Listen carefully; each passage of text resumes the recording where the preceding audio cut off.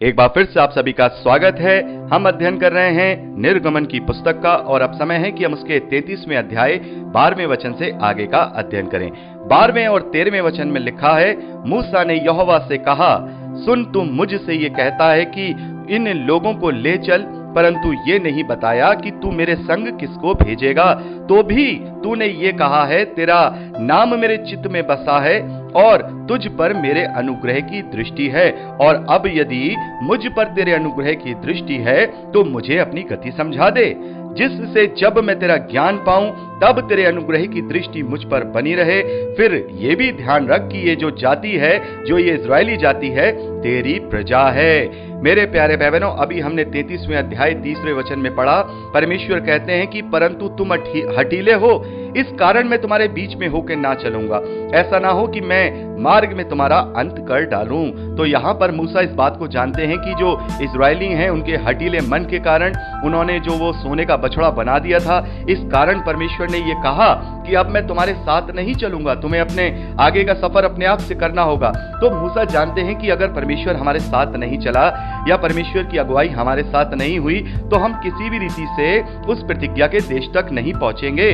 तो यहाँ मूसा परमेश्वर से इस बात का आग्रह कर रहे हैं कि यदि तूने मुझसे ये कहा है कि तेरा नाम मेरे चित्त में बसा है और मेरे अनुग्रह की दृष्टि तेरे साथ है, तो मुझे इस बात के लिए आश्वस्त कर कि तू हमारे साथ रहेगा, तू हमारे साथ रहेगा, तेरे अनुग्रह की दृष्टि मुझ पर बनी रहेगी। तू मुझे अपनी गति समझा दे, ताकि जब तेरे अनुग्रह की दृष्टि मुझ पर बनी रहे तो मैं समझ जाऊं कि मुझे कहां जाना है, किसके साथ जाना है। क्योंकि तूने मुझसे ये कह तो दिया है कि तू उनको लेकर के चल, लेकिन तूने मुझे ये नहीं बताया कि तू मेरे साथ किसको भेजेगा, कौन मेरा मार्गदर्शन करेगा, कौन मुझे बताएगा कि मुझे यहां जाना है। इसीलिए तू मुझे इस प्रकार से अपनी गति समझा दे, अपनी योजना समझा दे, मुझे बता दे, ताकि मैंने इन्हें अपने साथ लेके जा सकूं।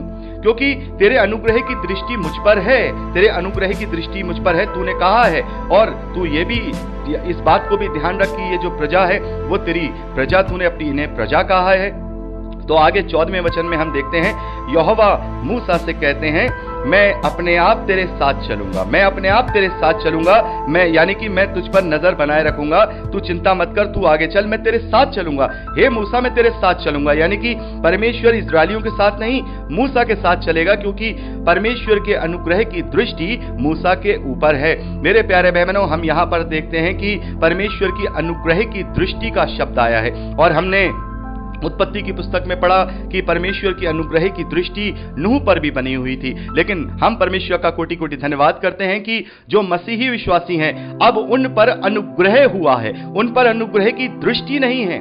अनुग्रह की दृष्टि अलग है, लेकिन अब हम पर परमेश्वर का अनुग्रह हुआ है और ये प्रभु यीशु मसीह के अनुग्रह के द्वारा हम पर हुआ है। अब हमें संपूर्ण अनुग्रह मिला है। तो हम बात कर रहे थे 14वें वचन में, परमेश्वर यहोवा मूसा से कहते हैं कि मैं तेरे साथ चलूंगा और मैं तुझे विश्राम भी दूंगा।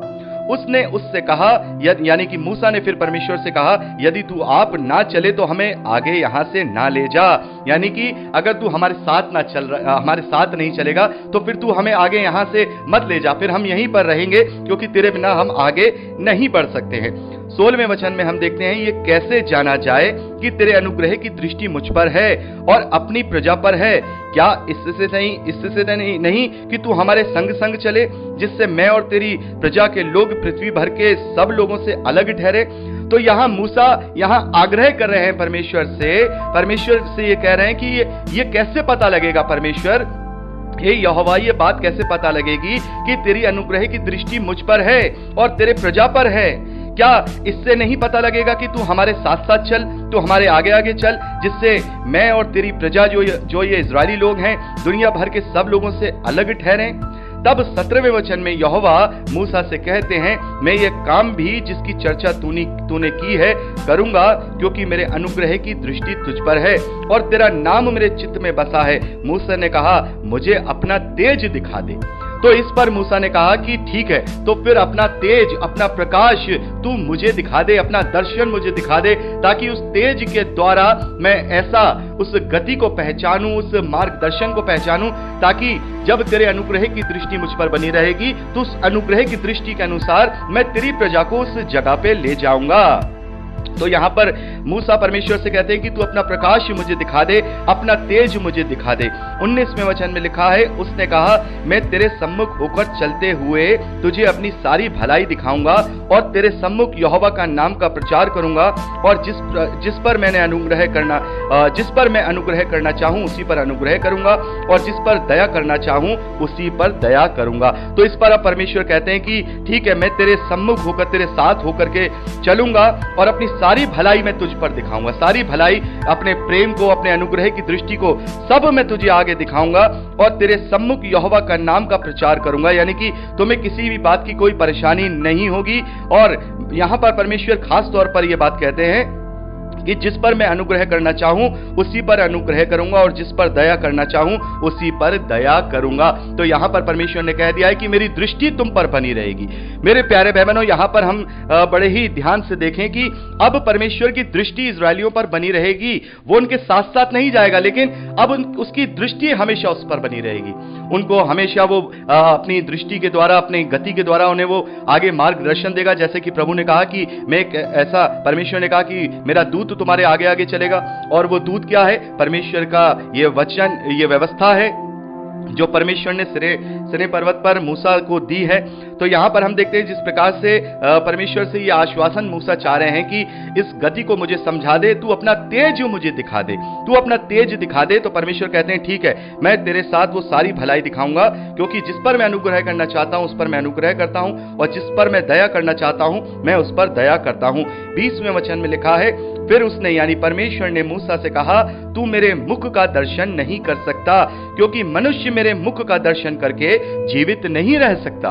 तो मूसा को यहां पर परमेश्वर कहते हैं कि भाई मूसा, तू मेरे तेज का दर्शन नहीं कर सकता, मेरे मुख के तेज का दर्शन नहीं कर सकता, क्योंकि अगर कोई मनुष्य इस तेज का दर्शन करे तो वो वहां उसमें टिक नहीं सकता और वो मनुष्य जीवित नहीं रह सकता है। तू जीवित नहीं रह सकता। ये तू मुझे से क्या कह रहा है? अगर मैंने अपने मुख का दर्शन, अपने मुख के तेज का दर्शन तुझे दे दिया तो तू कदापि जीवित नहीं रहेगा। लेकिन फिर भी देखिए परमेश्वर यहां पर आगे क्या कहते हैं, फिर यहोवा ने मूसा से कहा, सुन, मेरे पास एक स्थान है, एक जगह है, यहां तू उस चट्टान पर खड़ा हो, और जब तक मेरा तेज तेरे सामने से होके चलता रहे तब तक मैं तुझे चट्टान की दरार में रखूंगा, और जब तक मैं तेरे सामने होकर ना निकल जाऊं तब तक मैं अपने हाथ से तुझे ढांपे रहूंगा। फिर मैं अपना हाथ उठा लूंगा, तब तू मेरी पीठ का जो दर्शन पाएगा, परंतु मेरे मुख का तब तू मेरी पीठ का तो दर्शन पाएगा, परंतु मेरे मुख का दर्शन तुझे नहीं मिलेगा। तो यहां पर परमेश्वर एक रास्ता निकालते हैं कि भाई तू मेरे मुख के तेज का प्रकाश तो नहीं देख सकता, लेकिन तू मेरी पीठ का तेज का प्रकाश जरूर देखेगा। मैं तुझे एक ऐसी जगह में खड़ा कर देता हूं, एक चट्टान की दरार में खड़ा कर देता हूं कि जब तेज वहां से गुजरेगा तो वो जब मेरा तेज वहां से निकलेगा, गुजरेगा, और वो जो मुख का तेज होगा तब तू चट्टान के पीछे छुपा रहेगा, मेरे हाथ के नीचे छुपा रहेगा। लेकिन जैसे ही उस तेज का जो पीठ होगी तब मैं अपना हाथ उठा लूंगा और उस दरार में से तू उस तेज का दर्शन करने पाएगा जो मेरी पीठ का दर्शन होगा। मेरे प्यारे भाई बहनों, मैं मुख और पीठ को यहाँ पर आपको यहाँ डिफाइन करना चाहूंगा। बहुत सारे लोगों के मन में ये आ रहा होगा कि परमेश्वर का कोई फेस है, परमेश्वर की कोई पीठ है। यहाँ मुख और पीठ क्या है? यहाँ कोई इसका फिजिकल शरीर नहीं है, वो आत्मा है। हमने पढ़ा है परमेश्वर आत्मा है, वो एक प्रकाश है, वो एक तेज है, वो एक ऐसा तेज है जैसा कि हम प्रकाशित वाक्य में पढ़ते हैं कि उस तेज से ही वो नया यरूशलेम तेजोमय होगा। वहां कोई आर्टिफिशियल सूरज नहीं होगा, चांद नहीं होगा, परमेश्वर का प्रकाश ही वहां पर प्रकाश करा करेगा, उसी से सब कुछ प्रकाश होगा। तो यहां पर जो मुख और पीठ है वो क्या है? तो मेरे प्यारे भाई बहनों, मैं आपको एक उदाहरण देना चाहूंगा। मान लीजिए जैसे अब हम सूर्य को देखते हैं, सूर्य को जब हम 12 बजे देखते हैं, 12:30 बजे दिन में देखते हैं तो उसका प्रकाश हमें कितना ज्यादा दिखाई देता है। बिल्कुल घनी दोपहर होती है और बहुत तेज उसकी रोशनी होती है। लेकिन वही सूरज जब हम शाम को देखते हैं, जब सूरज डूबने वाला होता है तो उसका जो प्रकाश होता है वो थोड़ा हल्का पड़ जाता है। तो क्या सूरज का प्रकाश कम पड़ता है?